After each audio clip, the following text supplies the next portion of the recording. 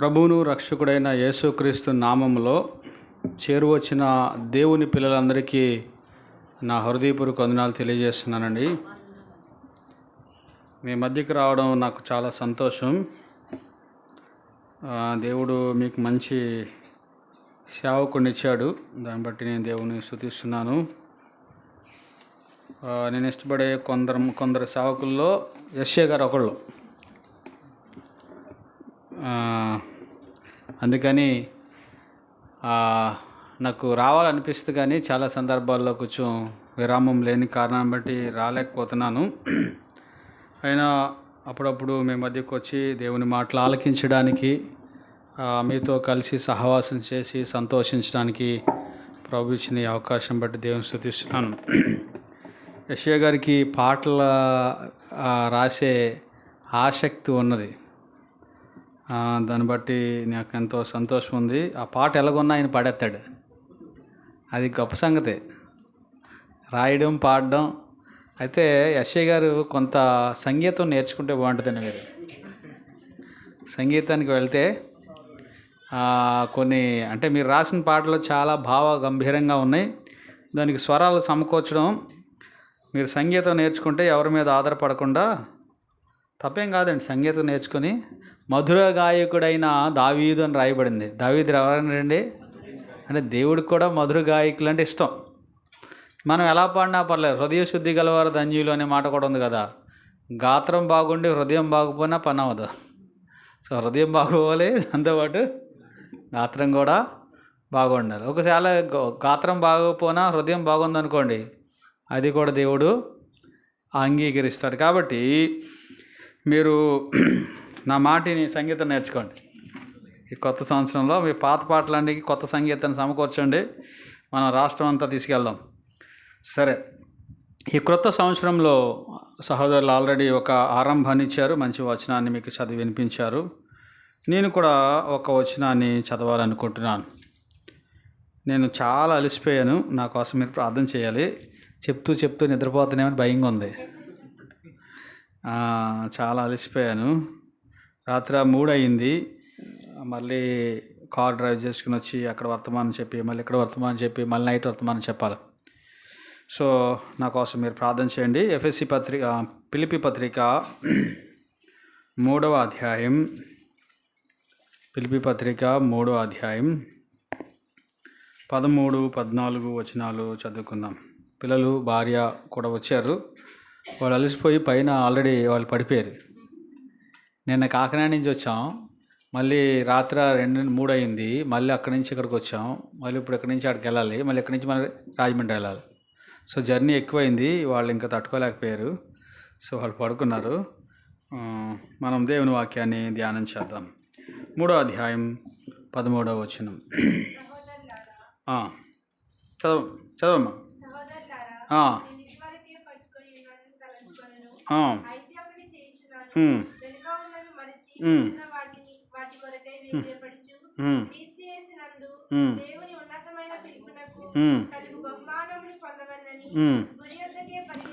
గురి వద్దకే పరిగెట్టుచున్నాను. ప్రార్థన చేద్దాం. పరిశుద్ధుడా, ప్రేమ కలిగిన ప్రభువా, ఘనమైన దేవా, మీకు వందనాలు. అవును దేవా, నూతనమైనది ఏదీ లేదు. పాతదే మళ్ళా నూతన జరుగుతున్నది. కానీ క్రీస్తు యేసునందు నూతనముగా సృష్టించబడిన మమ్మలను మీరెంతో నూతన సృష్టిగా భావిస్తున్నందుకు స్తోత్రాలు. ఎవడైనా క్రీస్తు యేసునందు ఉన్నవాడు నూతన సృష్టి అని ఇప్పుడే మేము చదువుకున్నాం. మీ యొక్క సృష్టి నూతనమైనది, మిమ్మల్ని గురించిన సంగతులు నూతనమైనవి.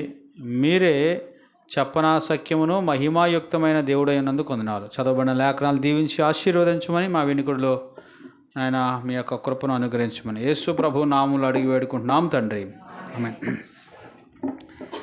అపోస్తలుడైన పౌలు ఒక అద్భుతమైన సంగతి ఇక్కడ రాశాడు. సహోదరులారా, నేను ఇదివరకే పట్టుకొని ఉన్నానని తలంచుకొన్నాను అన్నాడు. ఇదివరకే అంటే అర్థం ఏంటి? ఇంతకు ముందు అని అర్థం. ఇంతకు ముందే నేను పట్టుకొని ఉన్నాను, ఇంతకు ముందే నేను పరిపూర్ణుడై ఉన్నాను, ఇంతకు ముందే నేను అన్నీ సాధించానని అనుకోవట్లేదు అన్నాడు. ఈ యొక్క గత సంవత్సరంలో చాలా విషయాల్లో మనం కూడా చాలా సంగతుల్లో ఇంకా పరిపూర్ణత వచ్చి ఉండకపోవచ్చు. కొన్ని సందర్భాల్లో కొన్ని పతనాలు కూడా ఉండి ఉండవచ్చు. మనం అనుకున్నంత, లేదంటే మనం దేవునికి ఎంత దగ్గరగా ఉండాలో అంత దగ్గరగా ఉండలేకపోయి ఉండవచ్చు. పౌలు కూడా ఇదే అంశాన్ని తెలియజేస్తున్నాడు. అయితే ఈ నూతన సంవత్సరంలో మనం చేయవలసినవి కూడా కొన్ని ఉన్నాయి. పౌలు తన యొక్క గత జీవితాన్ని మనం చూస్తే చాలా విచారకరమైన జీవితం పౌలుది. పౌలు మారు మనసు పొందినప్పుడు తన కోసం తను చెప్పిన సాక్ష్యం ఏంటో తెలుసా? గలతీ పత్రిక 1వ అధ్యాయం చూడండి. తనే చెప్పాడు, తను మారు మనసు పొందినప్పుడు తను ఎలా ఉన్నాడో చెప్పాడు. 13వ వచనం చూడండి. పూర్వమందు యోధా మతస్థుడై ఉన్నప్పుడు నేను దేవుని సంఘమును అపరిమితముగా హింసించి నాశనము చేసి తిని అన్నాడు. చూసారా, పూర్వం ఎలాగుండేవాడు అంటే అండి, మతస్థుడిగా ఉండేవాడు అన్నాడు. జనవరి 1 కానీ 31 కానీ డిసెంబర్ 25 కానీ ఎవరి పండగ? మతస్థుల పండగ. మనకి ప్రతిరోజు పండగే, ఎందుకన్నట్టు బ్రదర్ అన్నట్టు. కాబట్టి పూర్వం మతస్థుడిని అన్నాడు. మతస్థులు అంటే జనవరి 1కి 31కి 25కి చాలా సంతోషంగా ఉంటారు. ఆ 3 రోజులు అయిపోయేటికి మళ్ళీ మామూలు అయిపోతారు. అది మతస్థుల యొక్క జీవన విధానం. పౌలు ఏమంటున్నాడు? నేను పూర్వం మతస్థుడిని, కానీ ప్రస్తుతం మతస్థుడిని కాదు, ప్రస్తుతం మార్గంలో ఉన్నాను అని చెప్తున్నాడు అనమాట. మతస్థుడిగా ఉన్నప్పుడు నేను దేవుని సంఘమును అపరిమితముగా హింసించి తిని అన్నాడండి. దేవుని సంఘమును అపరిమితంగా హింసించాను అంటే దేవుని అపరిమితంగా హింసించాడు, దేవుని నామాన్ని అపరిమితంగా హింసించాడు, దేవుని ప్రజలను అపరిమితంగా హింసించాడు, దేవునికి విరోధంగా అతి వేగంగా పరిగెట్టాడు. ఇప్పుడు ప్రస్తుతం కాదు, ఎప్పుడండి? పూర్వం. మన జీవితాల్లో పూర్వానికి ప్రస్తుతానికి సరైన మధ్య గీత లేదనుకోండి, మనం నిజంగా క్రీస్తు యేసునందు ఉన్నవారము కాము. ఎవరు నూతన సృష్టి? పూర్వంలో ఉన్నవారు కాదండి, ప్రస్తుతంలో క్రీస్తు యేసునందు ఉన్నవారు అని అర్థం. పౌలు తన జీవితాన్ని చాలా విపరీతముగా నాశనం చేసుకున్నాడని చెప్పొచ్చు. చూడండి, తిమోతికి రాసిన 1వ పత్రికలో కూడా ఈ పూర్వం సంగతి ఒకసారి చెప్తున్నాడు. 12వ వచనం. పూర్వము దోషకుడను హింసకుడను హానికరుడైన నన్ను తన పరిచర్యకు నియమించి నమ్మకమైన వానిగా ఎంచినందుకు నన్ను బలపరిచిన మన ప్రభువైన యేసు క్రీస్తునకు కృతజ్ఞుడై ఉన్నాను. తెలియక అవిశ్వాసం వల్ల చేసేదని గనుక కనికరించబడ్డాను. పూర్వం ఎలా ఉన్నాడంటే అండి, 3 మాటలు చెప్పాడు. ఎలా ఉన్నాడంట? దోషకుడు, హింసకుడు, హానికరుడు. సాక్ష్యం చెప్పమంటే 3 ముక్కల్లో చెప్పేశాడు. పౌల్ని సాక్ష్యం చెప్పమంటే 1 నిమిషం పట్టలేదంట. పూర్వం హింసకుడును, దోషకుడును, హానికరుడును, ఫుల్ స్టాప్ అన్నాడు అనమాట. కానీ ప్రస్తుతం కోసం చెప్పమంటే చాలా చెప్పాడు. అవునండి, ఇప్పుడు పూర్వం కోసం ఎక్కువ చెప్తారనమాట, ప్రస్తుతం ఏం చెప్పలేరు వీళ్ళు.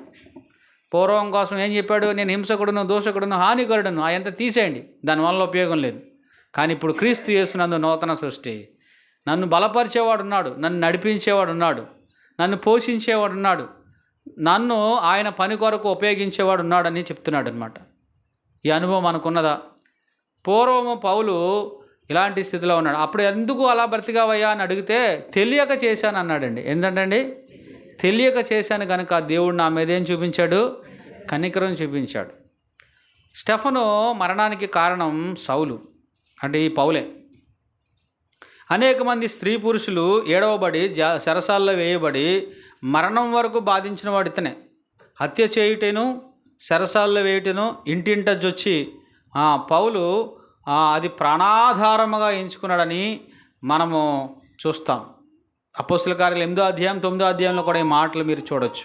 కాబట్టి అలాంటి పూర్వంలో ఉన్న పరిస్థితుల నుండి పౌలు ఏమయ్యాడండి? ప్రస్తుతానికి వచ్చేసాడు. గతించిన సంవత్సరం ఏదో అయ్యింది, సరిగా నువ్వు ఉండలేకపోయావు, సరిగా నువ్వు జీవించలేకపోయావు. దేవునికి ఇవ్వవలసిన సమయం, దేవునికి ఇవ్వవలసిన ప్రార్థన, దేవునికి చేయవలసిన పనులు, కుటుంబానికి చేయవలసిన పనులు, నీకు నీవుగా చేసుకోవాల్సిన పనులు, అన్ని విషయాల్లో నీవు కొన్ని సందర్భాల్లో మనం కూడా వెనకంజి వేసిన అనుభవాలు ఉన్నా కానీ తెలియక చేసినప్పుడు ఏమవుతుందంటే అవి క్షమించబడితే మనం కూడా వాటిని క్షమించబడేటట్లుగా ప్రార్థన చేయాలి. అయితే గలతీ మనం చదువుకున్న ఫిలిప్పీ పత్రికలో పౌలు నేను ఇదివరకే సంపూర్ణ సిద్ధి పొందానని లేదా ఇదివరకే పట్టుకున్నానని నేను అనుకోవట్లేదు అంటున్నాడు. అంటూ ఏమన్నాడంటే ఒకటి చేస్తున్నాడంటండి. పౌలు చేసేది ఏంటండి? ఒకటే. పౌలు ఎన్ని చేస్తున్నాడంటే 10 పనులు చేయట్లేదు, ఒకటి చేస్తున్నాడంట. ఈరోజు ఈ ఒకటేంటో మనం అర్థం చేసుకోవాలి. ఒకటే నేను చేస్తున్నాను ఏంటో తెలుసా? వెనుకున్నవి మర్చిపోతున్నాను అన్నాడండి. వెనుకున్నవి మర్చిపోవాలి. ఏంటి వెనుకున్నాయి? పౌలు వెనకాల ఏమున్నాయి? స్టెఫన్ యొక్క మరణం ఉన్నది. దానికి కారణం ఎవరు? పౌలు. ఈ మార్గమందున్న స్త్రీలను పురుషులను హింసించి బాధించి చెరసాలలో వేసినాడు ఎవరో? పౌలు. అననీయతో ప్రభువు చెప్పాడు, అననీయ నీవు సౌలు అనేవాడున్నాడు, తిన్ననిది అనబడిన వీధిలో ఉన్నాడు, నువ్వు వెళ్ళి ప్రార్థన చేయమంటే, అయ్యా నీకు తెలియదా వాడు ఇక్కడికి ఎందుకు వస్తున్నాడంటే మనల్ని కూడా చంపేత్తకు వస్తున్నాడని చెప్పాడు. నువ్వు వెళ్ళి ప్రార్థన చెయ్యి, అతడు నేను ఎన్నుకున్న సాధనము నా సాక్ష్యము అంటే అతడు వెళ్ళి ప్రార్థన చేయగా సౌలు ఏమయ్యాడండి? మారిపోయాడు. దమస్కు మార్గాన్న గుర్రం మీద వెళ్ళిపోతున్నప్పుడు మధ్యాహ్న కాలమందు సూర్య తేజస్సు కంటే మిక్కిలి ప్రకాశమానమైన వెలుగు అతని చుట్టూ ప్రకాశించినప్పుడు, సౌలా సౌలా నీ వేళ నన్ను హింసించున్నావని ఒక స్వరము వినబడగా సౌలు ఏమయ్యాడండి? మారిపోయాడు. సౌలు హృదయం మారిపోయింది. దేవుడు చెప్పాడు, సౌలా సౌలా నీ వేళ నన్ను హింసించున్నావు. పాత నిబంధనలో మనం చూస్తాం, సమూయేలు సమూయేలు అని పిలిచాడు. 22వ అధ్యాయంలో మనం చూస్తాం, ఆదికాండంలో అబ్రహామా అబ్రహామా అని పిలిచాడు. సువార్తలో మనం చూస్తాం, యెరూషలేమా యెరూషలేమా అని ప్రభువు పిలిచాడు. అవును, ప్రభువు పిలుస్తాడనమాట. సౌలుని పిలుస్తున్నాడు. ఎందుకని? విరోధంగా వెళ్ళిపోతున్నాడు, వ్యతిరేకంగా వెళ్ళిపోతున్నాడు, దుర్మార్గంగా వెళ్ళిపోతున్నాడు, నాశనానికి వెళ్ళిపోతున్నప్పుడు సౌలా సౌలా అని దేవుడు పిలిచాడు. ఈరోజు నేను పిలుస్తున్నాడు అనమాట. గత సంవత్సరంలో నువ్వు సరిగా లేవు, గత సంవత్సరంలో నువ్వు సరైన మార్గంలో లేవు, ఇప్పుడైనా తిరిగిరా అని ఒక స్వరం దేవుడు తన వాక్యం ద్వారా వినిపిస్తాడు. కాబట్టి ప్రియులారా, ఇక్కడ ఈ పౌలు ఏం చేస్తున్నాడంటే, నేను ఒకటి చేయించున్నాను, వెనకున్నవన్నీ మర్చిపోతున్నాను అన్నాడు. వెనక ఏమున్నాయి? పౌలు యొక్క పతనాలు ఉన్నాయి, పౌలు యొక్క వైఫల్యాలు ఉన్నాయి, పౌలు యొక్క చెడ్డ కార్యాలు ఉన్నాయి, పౌలు యొక్క దీనహీన బ్రతుకుందనమాట. అవును, గతంలో ఉన్నవి మనం మర్చిపోకపోతే ప్రస్తుతంలో మనం ఉండలేము, మంచి భవిష్యత్తు మనకి రాదు. అపవాది ఎప్పుడు కూడా గతాన్ని మనకి జ్ఞాపకం చేసి ప్రస్తుతాన్ని అయోమయంలో పడేసి భవిష్యత్తుని అంధకారమయం చేస్తాడంట. కాబట్టి గతంలో జరిగిన వాటన్నిటి విషయమై మనం దేవునికి ఏం చేయాలి? ప్రార్థన చేసి వాటిని విడిచిపెట్టాలి. హెబ్రీ పత్రిక చూడండి. ప్రభు వాగ్దానాన్ని మీరు ఒకసారి గట్టిగా చదువుకొని మనసులో పెట్టుకోవాలి. చాలా ముఖ్యమైన వాగ్దానం ఇది. 8వ అధ్యాయం హెబ్రీ పత్రికలో 8వ అధ్యాయంలో 12వ వచనములో మనం చూస్తే 12వ వచనం మనం చూస్తే దేవుడు చెప్తున్న మాట, నేను వారి దోషముల విషయమై దయ కలిగి ఇక ఎన్నడూను జ్ఞాపకము చేసుకొనను అని ప్రభు సెలవిస్తున్నాడు అని చెప్పాడు. అవునా? దయ కలిగిన వాడంట. మీకు ఇంకెన్నడూ జ్ఞాపకం చేసుకోను, ఇంకెన్నడూ వాటిని జ్ఞాపకం చేసుకోను, వాటిని ఏం చేస్తాను? క్షమిస్తాను అని చెప్తున్నాడు. మరి ఏంటి? మనం జ్ఞాపకం చేసుకుంటాం అన్నమాట.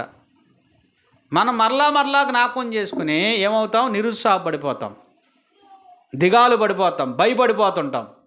కాబట్టి గతంలో ఒకవేళ అవిధేయత కలిగావు, దేవునికి విరోధంగా ఉన్నావు, చెడ్డ కార్యాలు చేసావు, చిందరవందర అయిపోయావు, అయితే నువ్వు పశ్చాత్తాపడితే, యథార్థంగా మనం ఒప్పుకుంటే ఆయన ఏం చేసుకోవడంటే మరలా జ్ఞాపకం చేసుకో. మరి ఎవరు జ్ఞాపకం చేస్తాడు?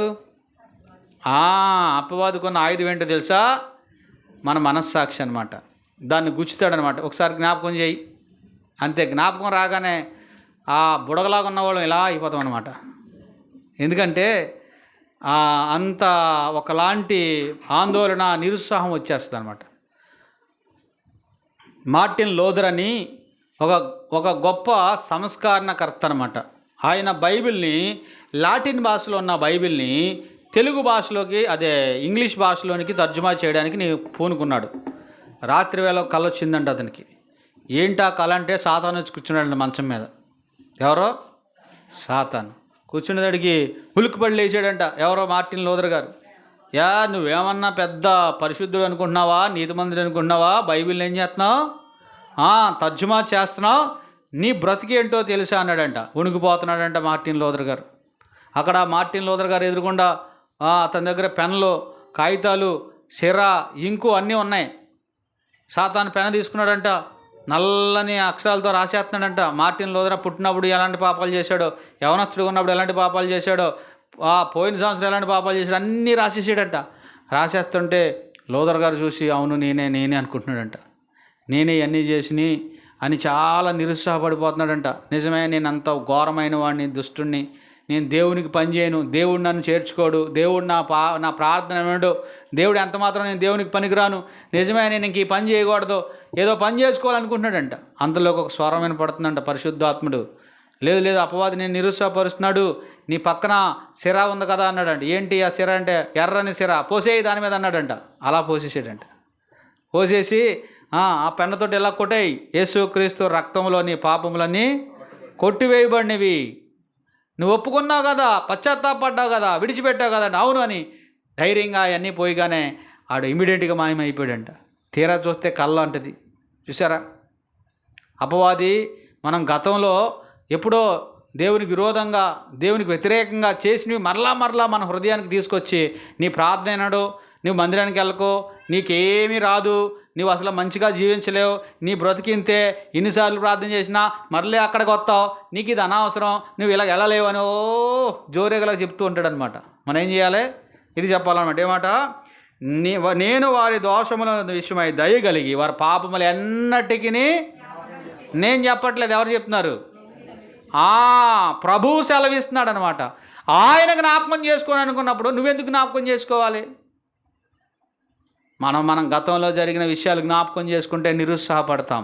వాటి నుంచి పాఠాలు నేర్చుకోవాలి, వాటి నుంచి మంచి జీవిత సత్యాలు నేర్చుకోవాలి. కానీ వాటిలోనే మనం ఏమవ్వకూడదండి, చిక్కుబడిపోకూడదు. కాబట్టి అంత తేటగా దేవుడు చెప్తున్నాడు. చూడండి, మీకా గ్రంథంలో యెహోవా సెలవిచ్చిన మాట. మీకా కూడా ఇదే అనుభవం గుండా వెళ్ళి మీకా ఇలా రాస్తున్నాడు. ఏమంటున్నాడంటే, మీకా గ్రంథం 7వ అధ్యాయం 8వ వచనం చదవండి. 8వ వచనం, 7వ అధ్యాయం 8వ వచనం. ఎవరితో మాట్లాడుతున్నాడండి? శత్రువు ఎవరో, మా పక్కింటి ఆవిడందండి ఒక ఆయన. శత్రువు ఎవరంటే మా పక్కింటి ఆవిడంటుందంట. ఎందుకని? దడి దగ్గర కూడా వచ్చిందంట వాళ్ళకి. పక్కింటి ఆవిడ, పొరుగింటి ఆవిడ మన శత్రువులు కాదమ్మా. మన భర్త, మన భార్య మన శత్రువులు కాదు. మన శత్రువు ఎవరండి? మీ విరోధి అయినా అపవాది అని బైబిల్లో రాయబడింది. రక్త మాంసంతో పోరాడకూడదు, అత్తగారితోటి మాంగారితో కాదు పోరాటం ఎవరితో ఉండాలండి? అపవాదితో ఉండాలి, రక్త మాంసాలతో కాదు, మనుషులతో కాదు. మన పోరాటం మీ శత్రువు అయినా అని రాయబడింది. ఇతడు మీకా ఏమంటున్నాడంటే, నా శత్రువా, నా మీద అతిశయపడొద్దు, నేను క్రింద పడినను తిరిగి లేతును, నేను అంధకారమందు కూర్చునను, యెహోవా నాకు వెలుగుగా నుండును. అబ్బా, ఎంత మంచి మాట. నేను పడ్డానని అతిశయపడుతున్నావా? నేను జారిపోయినని అతిశయపడుతున్నావా? నేను దిగాలుగా ఉన్నాను అతిశయపడుతున్నాను? నువ్వు అతిశయపడతాకి వీల్లేదు. నేను పడినా తిరిగి లెగిస్తాను అన్నాడండి. పడినా తిరిగి లెగిస్తాను. చూసారా, 18వ వచనం చూడండి. 18వ వచనం, తన స్వాస్యములో శేషించిన వారి దోషమును పరిహరించి వారు చేసిన అతిక్రమముల విషయమై వారిని క్షమించు దేవుడు అయినా నీతో సముడైన దేవుడు ఉన్నాడా? అబ్బా, ఎంత మంచిదా. క్షమించే విషయంలో ఆయన కంటే సమానమైన వారు ఎవరైనా ఉన్నారా అని అడుగుతున్నాడండి. చూడండి, ఆయన కనికరము చూపుటయందు సంతోషించేవాడు కనుక నిరంతరము కోపించడు. సాతాను ఏం చేస్తాడు తెలుసా? ఉట్టిదే దేవుడు చాలా కోపం ఉంది అంటే అందుకే నీ ప్రార్థన పడతలేదు అంటాడనమాట. దేవుడిని పోలీసు వాళ్ళకి చూపెడతాడు. మనకి పోలీసు వాళ్ళు కర్లెట్టుకుంటారు కదా, అలాగా దేవుడు పోలీసుడు కాదు. ప్రభు ఏమన్నాడండి? పరలోకమందున్న మీ తండ్రి అన్నాడండి. పరలోకమందున్న మన తండ్రి. కాబట్టి తండ్రి మన పట్ల ఏం కలిగి ఉంటాడు? శ్రద్ధ కలిగి ఉంటాడు, కనికరం కలిగి ఉంటాడు, ప్లాన్ కలిగి ఉంటాడు. భవిష్యత్తు కొరకు ఆయన ఎంతో కష్టపడి అన్ని సమకూర్చేవాడుగా ఉంటాడు తండ్రి. కాబట్టి ఇక్కడ ఏమంటున్నాడంటే, ఆయన క్షమించే విషయంలో సంతోషిస్తాడు కానీ ఆయన శిక్షించే విషయంలో సంతోషించాడు. మరి ఆయన శిక్షించే విషయంలో సంతోషించడు కాబట్టి ఎలా పడితే అలా బతకాలా? కాదు కాదు కాదు కాదు తండ్రి కుమారుడిని ప్రేమిస్తాడు, కానీ కుమారుడు సరిగా లేనప్పుడు కుమారుడిని ఏం చేస్తాడు? దండిస్తాడు, దండించి సరి చేస్తాడు.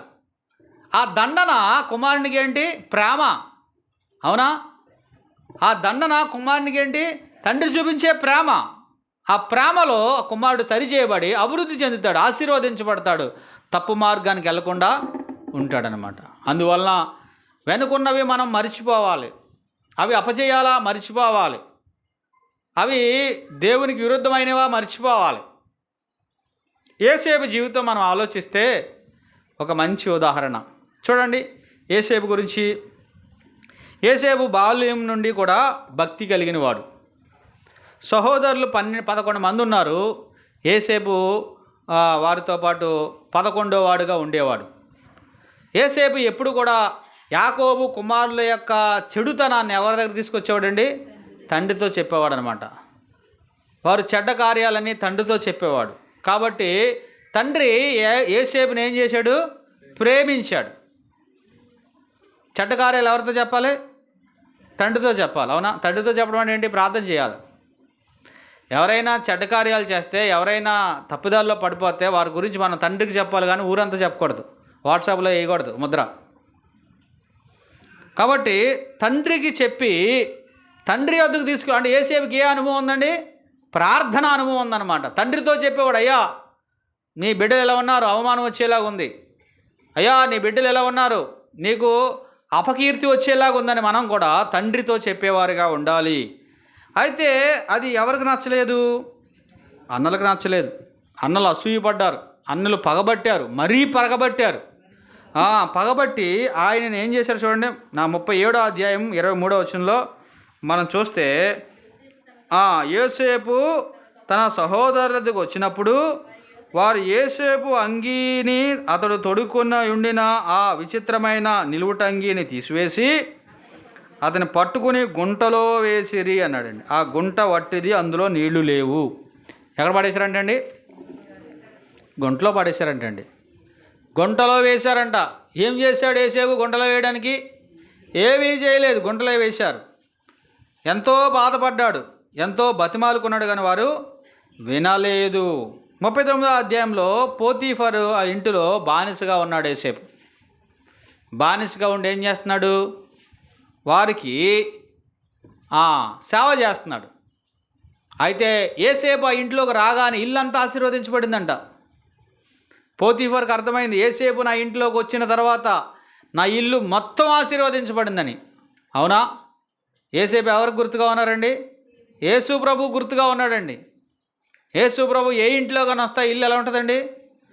ఆశీర్వాదకరంగా ఉంటుంది. అప్పుడు దాకా భార్యాభర్తలు ఇల్లు పీకేసి పందిరేసేసేవాళ్ళు మాట్లాడుకోరు, ఇంకా చాలా జాగ్రత్తగా ఉంటారు, చాలా ఒకరినొకరు ప్రేమించుకుంటారు, అన్నీ క్రమంగా ఉంటాయి, ప్రార్థన ఉంటుంది, భక్తి ఉంటుంది, మర్యాద ఉంటుంది, విశ్వాసం ఉంటుంది. కారణం ఏంటి? అక్కడ యేసు ప్రభు వచ్చాడు కాబట్టి నెమ్మది ఉంటుంది, శాంతి ఉంటుంది, సమాధానం ఉంటుంది. మీరు సంపాదించిన దాంట్లో ఆశీర్వాదం కూడా మీరు చూస్తారు. కారణం ఏంటంటే యోసేపు ఆ ఇంటికి వెళ్ళినప్పుడు ఆ ఇల్లు బాగా ఆశీర్వదించబడిందండి. అక్కడ పోతీఫర్కి అర్థమైపోయింది అనమాట. కానీ పోతీఫర్ భార్య ఏం చేసింది? యోసేపు మీద కన్ను వేసింది. యోసేపు ఎంతగా అతడు దూరంగా పారిపోదాం అనుకున్నా కానీ కన్ను వేసి, వాళ్ళేమో గుంటలో వేశారు, ఆయన మీద ఏమేసింది? కన్ను వేసింది అనమాట. చూసారా? అయితే యోసేపు ఏమాత్రం కూడా చలించకుండా చాలా జాగ్రత్తగా తన యొక్క పనిపాట్లు జరిగించుకున్నాడు. అయితే ఒకరోజు ఏం చేసిందంటే యోసేపుని ఒంటరిగా చేసి అతని యొక్క వస్త్రాలు పట్టుకుని తనతో సైనించమని కోరినట్టుగా మనం చూస్తాం. 14 వచనం చూడండి. తన ఇంటి మనుషులు 39వ అధ్యాయం 14 వచనం. చూడుడి,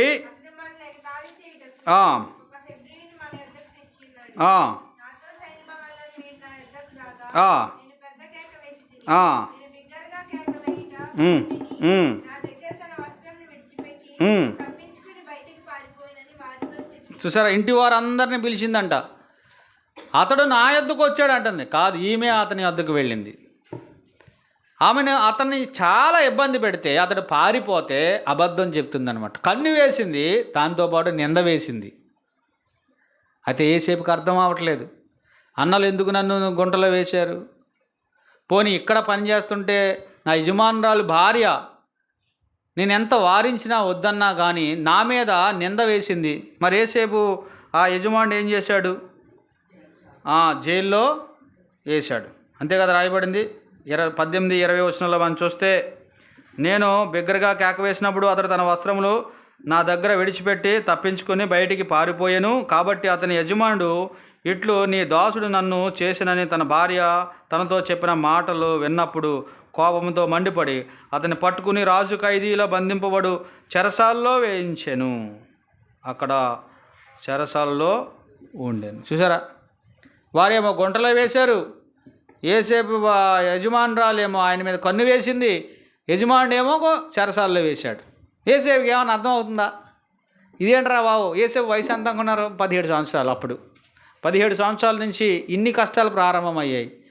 తనకు అర్థం కావట్లేదు, ఏంటి నా జీవితం ఎలా అయిపోయింది, ఇంత అవమానం, ఇంత దుఃఖం, ఇంత వేదన, ఉన్న ఊరు కాదు, తెలిసిన భాష కాదు, బంధువులు ఎవరో లేరు అని బాధపడుతున్నాడు అనమాట.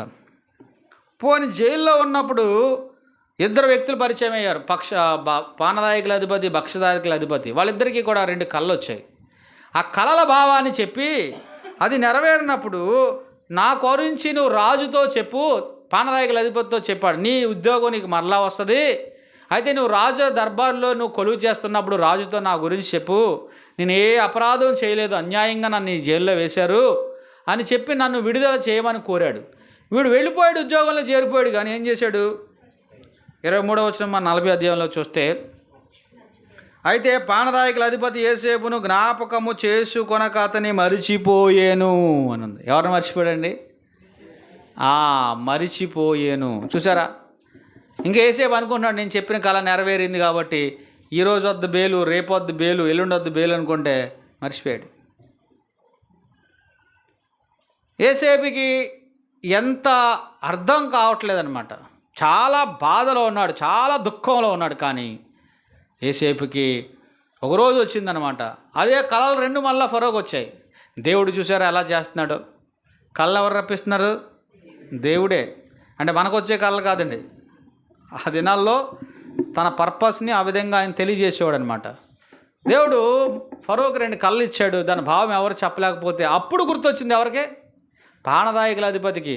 నాకొక వ్యక్తి నా కళ భావాన్ని చెప్పాడు, దాని అర్థం చెప్పాడు, అలాగే జరిగింది రాజా, నేను మరిచిపోయాను అన్నాడు. అతను పిలిచినప్పుడు కళ దాని భావం చెప్పాడు. చెప్పినప్పుడు యోసేపుకి ఏం చేశారండి? గొప్ప స్థానం వచ్చింది. అయితే యోసేపు సహోదరులు యోసేపు దగ్గరికి వచ్చారు. చూడండి, ఆ దేశమంతా కూడా 44వ వచనం చూడండి, 41, 44. మరియు ఫరో యోసేపుతో, ఫరోను నేనే, అయినను నీ సెలవు లేకుండా ఐగుప్తు దేశమందంతటను ఏ మనుషుడును తన చెయ్యినైనను కాలునైనను ఎత్తకూడదని చెప్పాను. చూసారా, ఫరో ఏమంటున్నాడు తెలుసా? ఫరో నేనే, అయినా నా అంత స్థానం నీకు ఇస్తున్నాను, నీ మాట లేకుండా, నీ సెలవు లేకుండా, నీవు చెప్పకుండా ఎవరో తన కాలు చెయ్యి ఆడించడానికి వీల్లేదు అన్నాడు. అంటే ఫరో తర్వాత ఫరో అంత అధికారి అయిపోయాడు. అయితే అక్కడ గొప్ప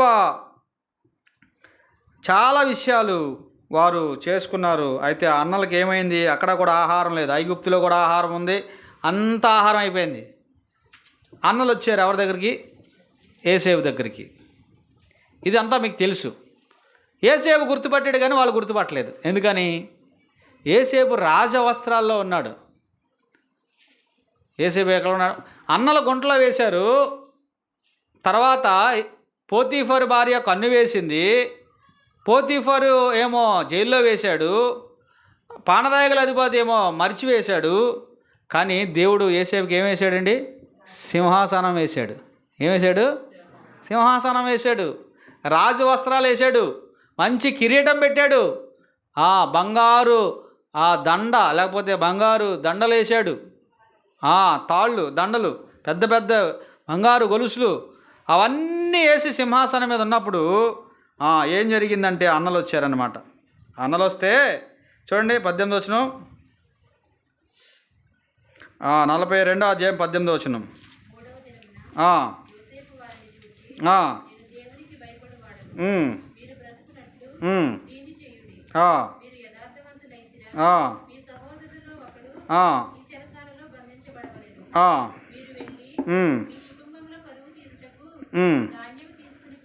చాలు. వీళ్ళు ఏమంటున్నారండి? యథార్థవంతులు అని చెప్తున్నారు. ఎవరితోటి? యోసేపుతోనే చెప్తున్నారు. 13వ వచనం చూడండి అక్కడే.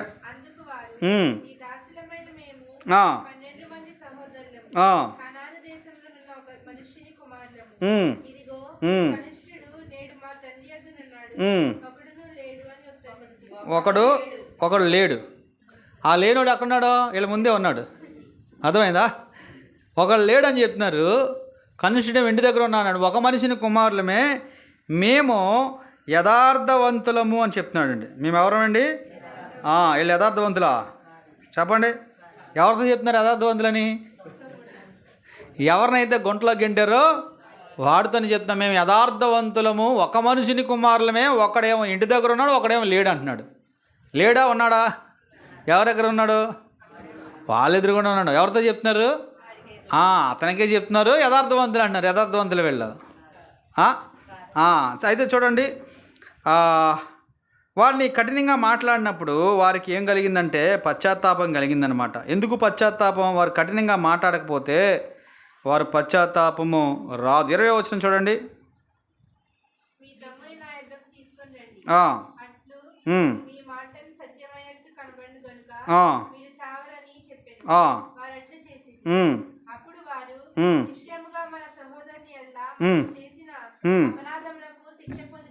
చూసారా? ఇప్పుడు గుర్తొచ్చిందనమాట. ఏం గుర్తొచ్చింది? మన తమ్ముడి దగ్గర మనం అపరాధం చేసాం, ఇప్పుడు శిక్ష పొందుతున్నాం. అతడు మనలను బ్రతిమాలుకున్నప్పుడు మనం అతని వేదన చూసి వినకపోతుమి. గుంటలు వేస్తుంటే అన్నలారా వెయ్యికండ్రా అన్నాడు. ఎందుకు వచ్చాడు పాపం యోసేపు? అన్న తండ్రి చెప్పాడు, వాళ్ళు చాలా దూరం వెళ్ళారు, ఆహారం లేదు, ఏంటో నువ్వు ఆహారం తీసుకెళ్ళు, పాలు తీసుకెళ్ళు, జున్ను తీసుకెళ్ళు, ద్రాక్షాలు తీసుకెళ్ళు, అంజూర పాడలు తీసుకెళ్ళంటే అవన్నీ తీసుకెళ్తే అవన్నీ తీసుకుని శుభ్రంగా మధ్యాహ్నం భోజనం చేస్తూ ఇతను ఏం చేశారండి? గుంటలో వేశారు. ఇప్పుడు గుర్తొచ్చిందనమాట. మన తమ్ముడు మనం బతిమాలుకున్నాడు కదరా, మనం వినలేదు కదా. వినకుండా అతనికి ఎంత అవమానం కలిగించామో అది ఊరికినే పోలేదంట. అనుకుంటున్నారన్నమాట. వినకపోతే అందువలన ఈ వేదన మనకు వచ్చినని ఒకరితో ఒకడు మాట్లాడిరి. చూడండి 22. మరియు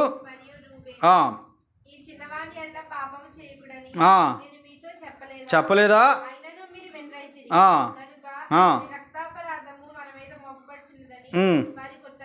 వారికి ఉత్తరం ఇచ్చాను. 23 చూడండి.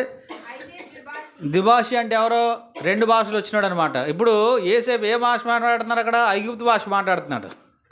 ఏ భాషలో మాట్లాడుకుంటున్నారు? ఎబ్రీ భాషలో మాట్లాడుకుంటున్నారు. యోసేపుకి ఎన్ని భాషలు వచ్చు? ఎబ్రీ భాష వచ్చు, ఐగుప్తు భాష వచ్చు. ద్విభాషి ఉన్నాడు కదా, ద్విభాషి.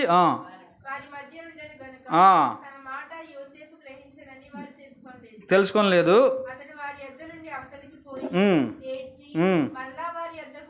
బయటికి వెళ్ళిపోయి ఏడుస్తున్నాడంట. ఎవరు ఏడుస్తున్నాడు? అన్నలను చూసి యోసేపు ఆగలేకపోతున్నాడు, ఏడ్చేస్తున్నాడు అనమాట. సరే, అయితే ఇవన్నీ జరిగిన తర్వాత వారిని మరలా వారి పేద ప్రేమ పొర్లుకు వచ్చిందంట. 43వ అధ్యాయం 30 వచ్చింది చూడండి. అప్పుడు తన తమ్ముని మీద యోసేపు ప్రేమ పొర్లుకుని వచ్చెను. అతడు కనుక త్వరగా ఏడ్చుటకు చోటు వెతుకుని వెలుపలికి గదిలోనికి వెళ్ళి అక్కడ ఏడ్చేనే మనిషి. చాలా ప్రేమ పొర్లుకు వచ్చేస్తుందంట. ఎందుకని? ఇప్పుడు రండి సమరీ. 50వ అధ్యాయం 20వ వచనం చివరికి వచ్చేసింది. ఆ తండ్రి చనిపోయాడు. అప్పుడు ఈ 11 మంది ఏమనుకుంటున్నారంటే ఇంకేముంది, యోసేపు మనల్ని చంపేస్తాడు, తండ్రి ఉన్నాడు కావచ్చు, ఇప్పుడు దాకా చూశాడు, ఇంకా మనం అయిపోయాం అనుకున్నారనమాట. అనుకుంటే ఇప్పుడు యోసేపు చెప్తున్నాడు చూడండి, మీరు నాకు కీడు చేయనుద్దేశించిరి కానీ నేటి దినమున జరుగునట్లు అనగా బహుజనులను బ్రతికించినట్లుగా అది మేలుకే ఉద్దేశించను. కాబట్టి మీరు భయపడకుడి, నేను మిమ్మును మీ పిల్లలను పోషించదని చెప్పి వారిని ఆదరించి వారితో ప్రీతిగా మాట్లాడాను. ముందు కఠినంగా మాట్లాడాడు. ఎందుకని? పశ్చాత్తాపడాలని. ఇప్పుడు ఎలా మాట్లాడుతున్నాడు? ప్రీతిగా మాట్లాడుతున్నాడు. మీరు నాకేం చేయాలనుకున్నారు? కీడు చేయాలనుకున్నారు. దేవుడు దాన్ని ఏం చేశాడు? మేలు చేశాడు అని చెప్పాడు. అవునా? మీరు గుంటలో వేశారు. తర్వాత పోతీఫర్ భార్య కన్ను వేసింది. పోతీఫరు ఏమో నన్ను జైల్లో వేశాడు. ఆ పానదాయకుల అధిపతి ఏమో మరిచిపోయాడు. అయితే దేవుడు నన్ను ఏం చేశాడు? ఆశీర్వదించాడు. కాబట్టి మీరెవ్వరు బాధపడద్దు, మీరెవ్వరు కూడా బాధపడద్దు, ఇదంతా మేలే జరిగింది అని చెప్పాడు. అర్థమైందా? వెనుకున్నవి మనం మరిచిపోతే దేవుడు ఏం చేస్తాడండి? ఒకవేళ ఇప్పుడు ఏసేపు రండ్రా వీళ్ళు ఆ రోజు నన్ను గోతులో పడేశారు, ఎంత ఏడ్చినా వెళ్ళలేదు, వీళ్ళు వచ్చిన వాళ్ళు వచ్చినట్టు లోపల కుమ్మేంటారు అన్నాడు అనుకోండి, ఏం చేస్తారు? అస్సలు ఐగుప్తు దేశంలో ఏసేపు మాటకు ఏమీ ఎదురులేదు. ఉన్న వాళ్ళని ఉన్న పొలంగా లోపలికి తీసుకెళ్ళి మళ్ళీ మామూలుగా ఉండదన్నమాట. కానీ ఏం చేశాడండి? వారిని క్షమించాడు. అంతేకాదు పోతీఫర్ భార్యని తీసుకురండి, ఎంత దుర్మార్గురాలు, ఎంత దుష్టురాలు. నేను ఆ రోజు పారిపోతే నా వస్త్రం చేతిలో పెట్టుకొని నేను చెయ్యని నింద వేసింది నా మీద, ఇప్పుడు నేను రాజు అయ్యాను కాబట్టి ఆమె సంగతి చూద్దాం అనుకోలేదు. ఈడు 2 సంవత్సరాలు మర్చిపోయాడు నా గురించి, 2 సంవత్సరాలు నేను లేట్ అయిపోయాను రావడం బయటికి అని చెప్పి పానదాయకుల అధిపతి మీద కక్ష తీర్చుకోలేదు. ఇవన్నీ క్షమించి ఏమన్నాడు తెలుసా? ఇవన్నీ కూడా నాకేం కలిగింది? మేలు కలిగింది అని చెప్పాడు. ఎందుకు మేలు కలిగింది? దేవుడు మేలు చేస్తాడు.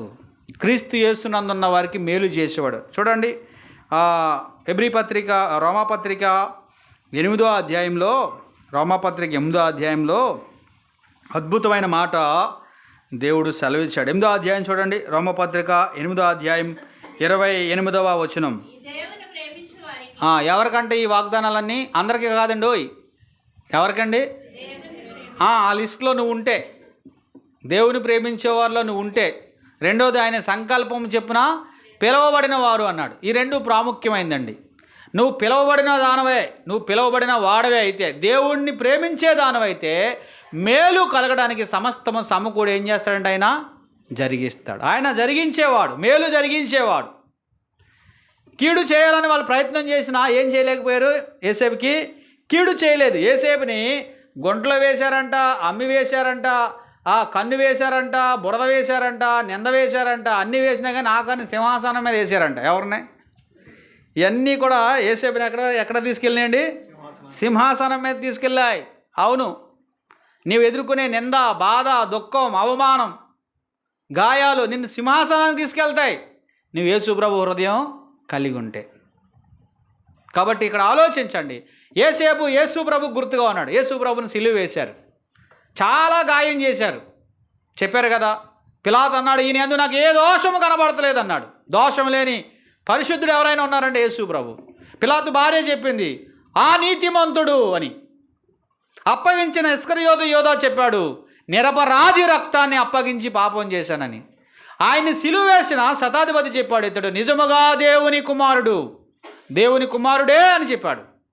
కానీ సిలువ వేశారు, గాయం చేశారు, తలలాడించారు, భయంకరంగా నువ్వు దేవుడువా, దేవుని కుమారుడువా, నిన్ను నువ్వు రక్షించుకో అని చెప్పారు.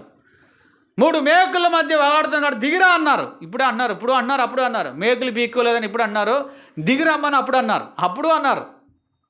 కానీ అంత అవమానము, అంత నింద, అంత శిక్ష వేస్తే ప్రపంచానికి ఆశీర్వాదకరంగా మారింది యేసు ప్రభు సిలువ. అవునా? తండ్రి అన్ని నామముల కంటే పైనామముగా ఆయన నామాన్ని హెచ్చించాడంట. ఇప్పుడు యేసు ప్రభు సిలువ అనేక మందికి విలువనిచ్చింది, రక్షణ ఇచ్చింది, పాప క్షమాపణ ఇచ్చింది. చూసారా? కొన్ని సందర్భాల్లో దేవుడు మనల్ని తీసుకెళ్లే మార్గాలు గాయాలు కలిగేవిగా ఉంటాయి, దుఃఖాలు కలిగేవిగా ఉంటాయి, బాధ కలిగేవిగా ఉంటాయి. కానీ దాని వెనకాల గొప్ప ఆశీర్వాదము ఉంటుంది. ఏసేపు ఆ 17 సంవత్సరాల నుంచి 30 సంవత్సరాలు అంటే 13 సంవత్సరాల సుదీర్ఘ కాలం చాలా బాధపడ్డాడండి, చాలా బాధపడ్డాడు. కానీ సింహాసనం మీద ఉన్నప్పుడు ఏసేపు వెనక్కి తిరిగేమంటున్నాడు తెలుసా? వీళ్ళందరూ లిస్ట్ చేసుకున్నాడు అనమాట. నాకు కీడు చేయాలనుకున్నారు, కానీ దేవుడు దాన్ని ఏం చేశాడండి? మేలుగా మార్చేశాడు. దేవుని ప్రేమించే వారికంట, ఆయన సంకల్పం చెప్పు పిలువబడిన వారికంటే మేలు కలగడానికి ఆయన సమస్తాన్ని సమకూరుస్తాడంట. అర్థమైందా? ఒకవేళ ఏసేపు మీద పోతీఫర్ భార్య కన్ను వేయలేదనుకోండి, ఏసేపు ఆ ఇంట్లో మంచి పనోడుగా ఉండిపోతుడు జీవితకాలం. అంతేనా? మంచి పనోడుగా ఉండిపోతుడు. కానీ సాతాను ఎంత యుక్తిగా వచ్చినా దేవుడు దాన్ని ఏం చేస్తాడు? గొప్ప శక్తిగా మార్చేస్తాడనమాట. అపవాది వాడి క్రియలు లయం చేయడానికి మనిషి కుమారుడు ప్రత్యక్షమైనని గ్రంథంలో రాయబడినట్టుగా కొన్ని సందర్భాల్లో వ్యాధులు, బాధలు, దుఃఖాలు, అవమానాలు, ఆర్థిక ఇబ్బందులు మన జీవితంలోకి రావచ్చు. కానీ వాటన్నిటిని దేవుడు ఏం చేస్తాడండి? మేలుగా మార్చేవాడు. మీకు ఒకసారి ఇంతకుముందు ప్యూరిటీ అని ఒకటి వచ్చేదనమాట. అది ఏం చేసేవారంటే, ప్యూరిటీ తెలుసు కదా మీకు, పైన వేస్తే నీళ్ళు కిందకు వస్తాయి అనమాట. దాన్ని డెమో పెట్టేవారు ఫస్ట్లో వచ్చినప్పుడు. రోడ్డు మీద పెట్టి రండి రండి రండి అని పెద్దలందరిని పిలిచి, ఇది ఎలాంటి నీళ్ళైనా మంచి నీళ్ళైనా ఈ నీటిని బాగా శుభ్రం చేయగలదని చెప్పడానికి ముందు నీళ్ళు పోసేవారు. పైన కిందకి ఏమొచ్చేస్తే మంచినీళ్ళు వచ్చేసాయి. ఆ తర్వాత మురికి నీళ్ళు పోసేవారు. ఆ తర్వాత కిందకి మంచినీళ్ళు వచ్చేసాయి. తర్వాత డ్రైనేజ్లో నీళ్ళు కూడా పోసేవారు. అవి కూడా వడగట్టి కిందకి ఏమొచ్చేసాయండి? మంచినీళ్ళు వచ్చేసాయి అనమాట. దేవుడు అలా పనిచేస్తాడనమాట. కీడు పోసారనుకోండి కిందకు వచ్చేటట్టు మేలు అయిపోద్ది అనమాట. రాళ్ళు పోసారనుకోండి కిందకు వచ్చేటట్టు పూలు అయిపోతాయి అనమాట. లేకపోతే ఎవరైనా విషం పోసారనుకోండి కిందకు వచ్చేటడికి పన్నీర్ అయిపోద్ది అనమాట. అవును, కారణం ఏంటంటే ఆయన నీకు చేయాలనుకున్నవన్నీ కూడా ఆయనలోంచి మనం రావాలి. ఇప్పుడు మనం ఎక్కడున్నాం? ఇందాక చెప్పారు కదా, ఎక్కడున్నాం? క్రీస్తు యేసునందు ఉన్నాం, అంటే ఆయనలో ఉన్నాం అనమాట. ముందు మనకు తగలాలంటే ఎవరికి తగలాలి? ఆయన తగలమాట. ఆయన తగిలేదడికి రాళ్ళు లోపలికి వచ్చేటట్టు పూలు అయిపోతాయి అనమాట. ఈ శాపాలు లోపలికి వచ్చేటడికి ఆశీర్వాదాలు అయిపోతాయి. అర్థమైందా? ఈ యొక్క అసూయ లోపలికి వెళ్ళేటడికి ఆశీర్వాదంగా వచ్చేద్ది అనమాట. ఎవరికి? క్రీస్తులో ఉన్నవారికి, అందరికీ కాదు. అదే నేను అనేది. ఆయన ప్రేమించేవారికి, ఆయనలో ఉన్నవారికి అన్నీ కూడా గొప్ప మేలుగా మారుస్తాడు. ఆ బాధ కూడా దేవునికి మహిమకరంగా మారుద్దండి. యోబు చాలా దుఃఖంలో, చాలా బాధలో ఉన్నప్పటికీ ఆ బాధలన్నీ యోబుకి ఏం చేసేయండి? రెండంతల ఆశీర్వాదాన్ని ఇచ్చేయన్నమాట. కాబట్టి మనము వెనకున్నవి మర్చిపోవాలి, వెనకున్నవి విడిచిపెట్టాలి. వెనకున్న వాటి విషయమై దుఃఖించకూడదు. దేవుడు వాటిని ఏం చేయగలడండి? మేలుగా చేయగలడు. పౌలు నేను వెనకున్నవన్నీ మర్చిపోయాడు. ఒకటి చేస్తున్నాడంట, వెనకున్నవి మరిచి ముందున్న వాటి కొరకు వేగిరి పడుతున్నాడంట. యేసేపు ఏ విధంగా అయితే అన్నలను క్షమించాడు, యేసు ప్రభు ఎలాగైతే తను సిలువ వేసిన వారిని క్షమించాడు, మనం కూడా మన తోటి సహోదరులను ఏం చేయాలండి? చూడండి, ఎఫెసీ పత్రిక, ఈ సంవత్సరానికి ఇదే మీ వాగ్దానం. సంవత్సరం అంతా, జీవితకాలం అంతా మనం ఏం చేయాలి? దీన్ని ప్రాక్టీస్ చేయాలన్నమాట. 4వ అధ్యాయం 32వ వచనం. ఎఫెసీ పత్రిక 4:32. ఒకని ఎడల ఒకడు దయ కలిగి కరుణా హృదయులై క్రీస్తునందు దేవుడు మిమ్మల్ని క్షమించిన ప్రకారం మీరు ఒకరినొకరు, చూసారా, ఏం చేయాలంటే మీరు క్షమించండి అంటున్నాడండి. దేవుడు నిన్ను క్షమించాడు కదా, దేవుడిని ప్రార్థన ఆలకించాడు కదా, దేవుడికి జవాబు ఇచ్చాడు కాబట్టి నువ్వు వాళ్ళని ఏం చేయాలి? క్షమించాలి. యేసేపు క్షమించాడు కాబట్టి యేసేపుకి ఆనందం ఉంది. చాలా సందర్భాల్లో కొంతమంది పేరు ఎత్తితేనే మనకు రాత్రి నిద్ర పడదు. పేరు గుర్తొచ్చిందనుకోండి 2 గంటల నిద్ర లాసు. ఎందుకని? వాళ్ళని క్షమించలేకపోతున్నాం. వాళ్ళు చేసిన పనులు అలాంటివే. మనకి వాళ్ళు ఎంతో నష్టం చేశారు, ఎంతో గాయం చేశారు, ఎంతో ఇబ్బంది పెట్టారు. కాబట్టి లోపల ఆ బిట్టర్నెస్, ఆ షేదు ఉండిపోద్ది అనమాట. కానీ ఒక నిజమైన క్రైస్తవుడిగా, క్రీస్తును వెంబడించేవాడుగా వాళ్ళని ఏం చేయాలి? నువ్వు పూర్తిగా క్షమించేయాలి. అప్పుడు ఏమవుతుందో తెలుసా? హృదయం నెమ్మదిగా ఉంటుంది అనమాట, ప్రశాంతంగా ఉంటుంది. అంతేకాదు, దైవాశీర్వాదాలు నీ మీదకి వస్తాయి. నీ ప్రార్థన ఆటంకపరచబడదు. నువ్వు నీతియుక్తంగా బతకడానికి అవకాశం ఉంటుంది. కానీ వాళ్ళని క్షమించలేదనుకోండి, అది ఏమవుద్దంటే అలా ఉండిపోద్ది అనమాట. అందుకే ప్రభు ఏమనంటే, క్రీస్తు నిన్ను ఎలా క్షమించాడో నీవు కూడా వారిని అలాగే దయా హృదయం కలిగి క్షమించు. దేవుడు ఏం చేస్తాడు? నిన్ను ఆశీర్వదిస్తాడు. కొంతమంది భార్యాభర్తలు దెబ్బలాడుకుంటారు. దెబ్బలాడుకున్నప్పుడు హిస్టరీ ఎక్కడి నుంచి వద్దో తెలుసా? పెళ్ళి అయిన దగ్గర నుంచి వద్దనమాట. ఆ రోజు మా వాళ్ళకి భోజనాలు అట్లేదు, మీరు అక్కడి నుంచి వద్ద మీద అంటారనమాట. ఏ రోజు పెళ్ళి అయిపోయింది, వీళ్ళు పిల్లలు పెద్దోళ్ళు అయిపోయి వీళ్ళు పెళ్ళిడికి వచ్చేది. కానీ ఆ రోజు మా వాళ్ళు వస్తే మా వాళ్ళకి ఏం పెట్టలేదు, మీరు సరిగా చూడలేదని అక్కడి నుంచి వస్తాయి అనమాట. మిగతా అన్నీ వచ్చేస్తాయి వరుస పెట్టి. కానీ ఏం చేయాలి? అనుకున్నవి వదిలేయాలి. వాటిని మనం హ్యాండిల్ చేయకూడదు, క్యారీ చేయకూడదు. అవి ఏమవుతాయి అంటే మీకు ప్రస్తుతానికి ఆటంకంగా ఉంటాయి, భవిష్యత్తుని అంధకారమయము చేస్తాయి. పౌలు అన్నాడు, వెనకున్నవి మర్చిపోయాను, విజయాల, అపజయాల, నిందల, బాధల, దుఃఖాల, అవమానాల అవన్నీ వదిలేస్తున్నాను, కానీ ముందున్న దాని కొరకు నేను వేగిరి పడుతున్నాను అన్నాడు. అపజయాల గురించి ఆలోచిస్తే, అనారోగ్యాల కోసం ఆలోచిస్తే, నష్టం కోసం ఆలోచిస్తే నిరాశపడతాం. వెనకాల కొన్ని విజయాలు ఉంటాయి, కొన్ని అద్భుతాలు ఉంటాయి, కొన్ని ఆశ్చర్యకారాలు ఉంటాయి. వాటిని కూడా మనం ఏం చేయకూడదండి? తలకెక్కించుకోకూడదు, గర్వం వస్తుంది అనమాట. ఆ రెండు మర్చిపోవాలి. అపజయాలు మర్చిపోవాలి, తర్వాత విజయాలు మర్చిపోవాలి, కానీ ముందు ఎవరున్నారండి? ఒక గోల్ ఉందన్నమాట. ముందున్న దాని కొరకే మనం ఎగిరిపడాలి. ఉన్నతమైన పిలుపుకు కలుగు బహుమానము పొందాలని గురి యొద్దకే పరిగెట్టాలంట. చూడండి, పౌలు అపోస్తుల కార్యాల గ్రంథం 20వ అధ్యాయం చూడండి. అపోస్తుల కార్యాల గ్రంథం 20వ అధ్యాయం 24వ వచనం చదువుతారా? దేవుని కృపా సువార్తను గురించి సాక్ష్యమిచ్చుటయందు నా పరుగును, ప్రభువు నాకు ఇచ్చిన పరిచర్యను, అంటే ప్రభువు వల్ల పొందాను. ఇది నేను తీసుకున్నది కాదు, నేను కోరుకున్నది కాదు, ఆయన నాకు ఇచ్చాడు, నేను పొందాను. దాన్ని ముగించాలని నా ప్రాణము నాకు ఎంత మాత్రమో ప్రియమైనదిగా ఎంచుకోవట్లేదు. ఎంత మంచి సవాలండి. నేను ఒకటి చేస్తున్నాను అంతే. దేవుడు నాకు ఒక పరిచర్య ఇచ్చాడు, ఒక పరుగు ఇచ్చాడు, అది ముగించాలని నా ప్రాణాన్ని కూడా నేను లెక్క చేయట్లేదు. నాకు ప్రాణం ప్రియమైనది కాదు, నా పరుగు, నా పని నాకు ప్రియమైనవి అని చెప్తున్నాడు. ఒకప్పుడు దేవునికి విరోధంగా పరిగెట్టినవాడు, సంఘాన్ని అపరిమితంగా హింసించినవాడు, దేవుని పిల్లలకు ముళ్ళుగా తయారైన వాడు ఇప్పుడు ఎంత ఆశీర్వాదకరంగా ఉన్నాడో చూసారా ప్రియులారా. నేను ఒకటి చేయించున్నాను, వెనకున్నవి మర్చిపోయాను, ముందున్నవాడి వరకు ఎగిరిపడు. ఈ సంవత్సరం, గత సంవత్సరం ఎలాగయ్యిందో, ఒకవేళ విజయాలు ఉన్నాయా, అపజయాలు ఉన్నాయా, నిందలు ఉన్నాయా, బాధలు ఉన్నాయా, ముళ్ళు ఉన్నాయా, రాళ్ళు ఉన్నాయా, అవన్నీ మనం వెనకాల ఉంచేసి యేసు ప్రభు మీదకి ముందుకు సాగాలి. ముందుకి ఆత్మీయంగా ప్రార్థనలో, వాక్యంలో, విశ్వాసంలో, దేవుని పరిచర్యలో మళ్ళీ మనం అప్పగించుకుంటూ, పరిశుద్ధ జీవితంలో మళ్ళీ మనం అప్పగించుకుంటూ ముందుకు వెళ్ళాలి. అప్పుడు మనకి ఏముంటుందండి? నిజమైన సంతోషం, నిజమైన ఆనందం, మన తరతరాలకి గొప్ప ఆశీర్వాదాన్ని మనం మిగల్చగలం. లేదండి, గతంలో జరిగిన దానికోసం ఎంతసేపు ఏడుస్తూ ఉంటారు. కొంతమంది ఏం చేస్తారండి, ఒక చిన్న కథ చెప్తాను మీకు. ఒక డ్రైవర్ ఉండేవాడంట. ఆ డ్రైవరు ఒక ప్యాసింజర్ని వెనకాల ఎక్కించుకుని కారులో వెళ్తున్నాడు ఒక ఊరు. మధ్యలో వెనకాల ఉన్న పాసింజరు డ్రైవర్ గారిని, అండి డ్రైవర్ గారు అని ఇలా కొట్టాడంట. కొట్టేదాడికి ఉలిక్కిపడి ఇంకా కారు అలా ఇలా తిప్పేసి ఎదురున్న బస్సును గుద్దేయిపోయి, ఆ పక్కన ఉన్న చెట్టుని గుద్దేయిపోయి పక్కన ఆపాడంట. అమ్మాయి అన్నాడంట. వెనకాల ఉన్నవాడు గుండె ఆగిపోయిందంట. ఏరా బాబు, డ్రైవర్ గారని పిలిస్తేనే ఇంత పని చేసేటి అని ఏం అర్థం కాలేదంట. అర్థం కాకపోతే వెనక్కి తిరిగి చూసి, నా సారీ అండి అన్నాడంట. ఏంటి ఇలాగైపోయావు అంటే, నేను 25 సంవత్సరాలుగా శవాలను తోలేవాడంటండి. ఎవరినండి? శవాలను తోలేవాడండి. అందువలన ఒకేసారి మీరు పిలిచేటప్పటికి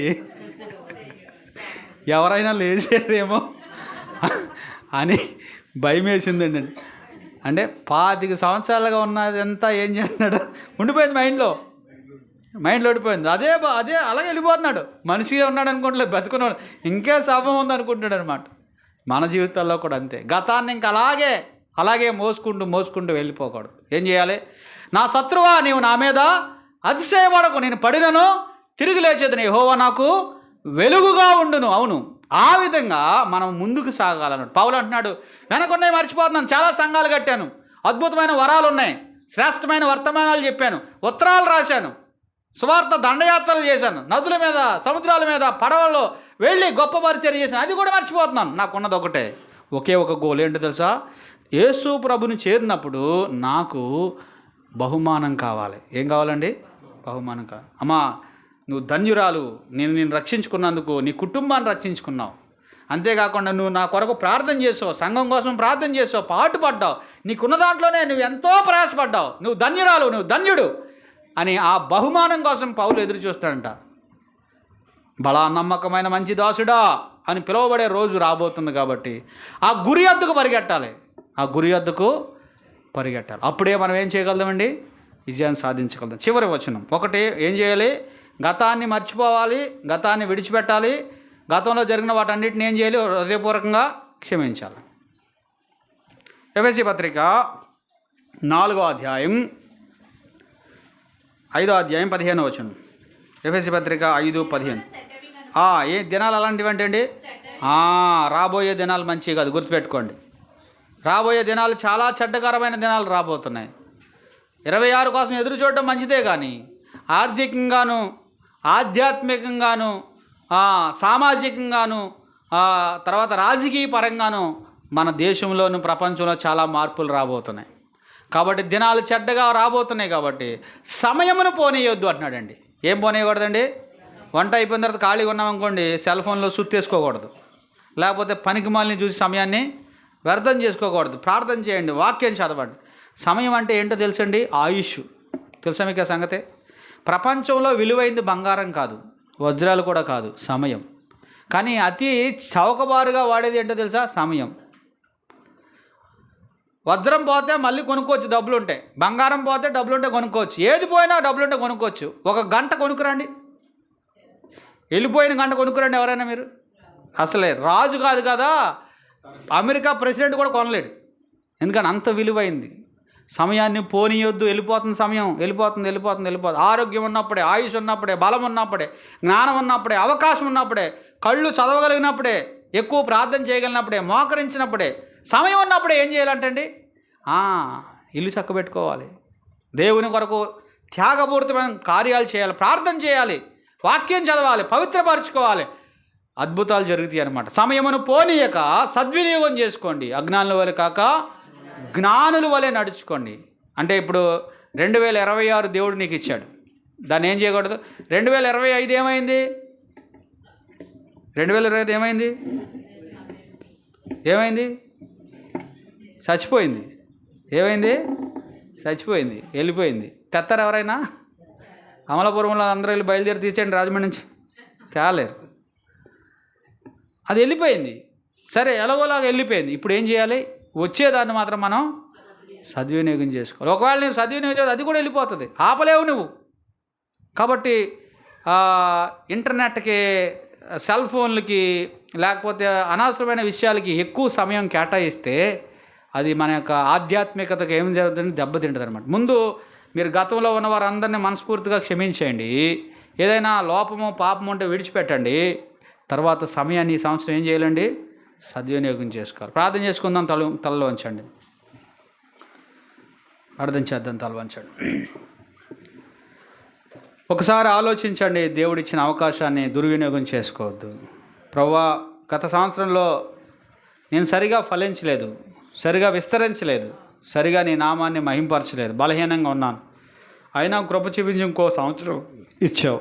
కాబట్టి ఈ సంవత్సరంలో ఫలించాలి, విస్తరించాలి, అభివృద్ధి చెందాలి, అనేక మందికి ప్రయోజనకరంగా ఉండాలి, నాకు నేను ప్రయోజనకరంగా ఉండాలి. ప్రభువా, నిజమే, చాలామందిని నేను క్షమించలేకపోతున్నాను, నా హృదయంలో బాధ ఉంది, వారు చేసిన దాన్ని బట్టి ఇప్పుడు క్షమిస్తున్నాను, హృదయపూర్వకంగా వారిని నేను క్షమిస్తున్నాను ప్రభువా అని మీరు క్షమించండి. మీ మనసుల్లోకి వస్తుంటారు కొన్ని సందర్భాలు, కొన్ని సంగతులు, కొందరు వ్యక్తులు.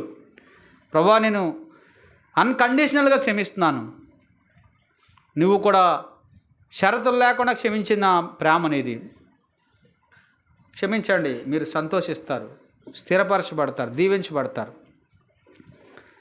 యేసేపు క్షమించాడు కదా అన్నల్ని, పోతీఫర్ భార్యని, పానదాయకుల అధిపతిని, తన కీడు చేసిన వాళ్ళందరినీ క్షమించాడు. ఎందుకంటే దేవుడు తనకు మేలు చేశాడు కాబట్టి. నువ్వు కూడా అంతే. తర్వాత సమయం పోయినవ్వకుండా సద్వినియోగం చేసుకుని కృప ఈ దేవా అని ప్రార్థన చేద్దాం. ఈ సంవత్సరం వాడుకోవాలి దేవా, ఆర్థికంగా బలపడాలి, ఆధ్యాత్మికంగా బలపడాలి, అంతరంగ పురుషునందు బలపడాలి, ఆత్మీయంగా బలపడాలి, ఆరోగ్యపరంగా బలపడాలి. నాకు సహాయం చే సమయాన్ని ఒడిచిపెట్టుకునే కృపనిమ్మని అడగండి. పరిశుద్ధుడ, ప్రేమగలం ప్రభువా, మీకు వందనాలు. మీరు అనుగ్రహించిన వర్తమానంకై స్తోత్రాలు. ప్రయాణంలో సహాయం చేయండి, రాత్రి కొడుకులో కృపనివ్వండి. యేసు ప్రభు నామంలో అడిగి వేడుకుంటున్నాం తండ్రి, ఆమేన్. అందరికి వందనాలండి. మరి నాకు ఈ మంచి అవకాశం అనుగ్రహించిన యెషయా బ్రదర్కి, స్థానిక సంఘానికి నా వందనాలు. నా గురించి, మా కుటుంబం కోసం కూడా ప్రార్థన చేయండి. సేవలో మరి ఆయా ప్రాంతాలకు వెళ్తుంటాం, ప్రయాణాల్లో మరి పరిచర్యలో ప్రభు తన సహాయాన్నిచ్చి అనేక మందికి మేలు కలిగేటట్లుగా కాకినాడ పరిచర్య గురించి మీరు మీ సొంత ప్రార్థనలో జ్ఞాపకం చేసుకోవాలని ప్రభు పేరిట మనం చేస్తున్నాం. అందరికీ వందనాలండి.